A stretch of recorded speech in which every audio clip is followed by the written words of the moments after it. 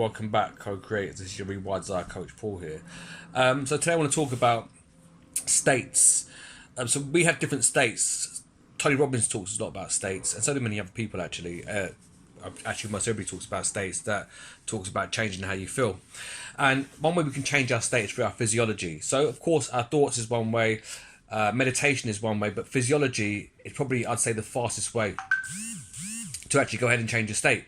So for example, let's say that you're feeling sad. How could you feel happy? Well, you could take on the physiology of someone that's happy, which would be someone that's smiling.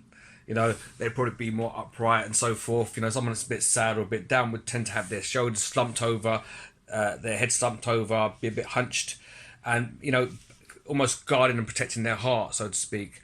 Whereas someone that's really happy is going to be open, so their body language is going to be open, and they're going to be smiling, and you'll see it in their eyes, and you see it because every time you do a specific, you change your physiology and you release chemicals in your body, it creates specific feelings within you. Some make you feel good, some make you feel not so good.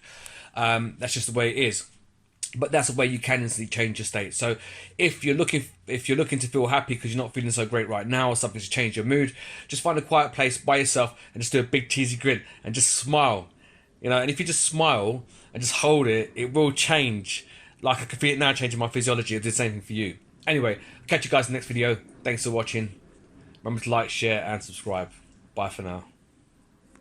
Remember to like, share, subscribe, and I'll catch you guys in the next video. Bye for now.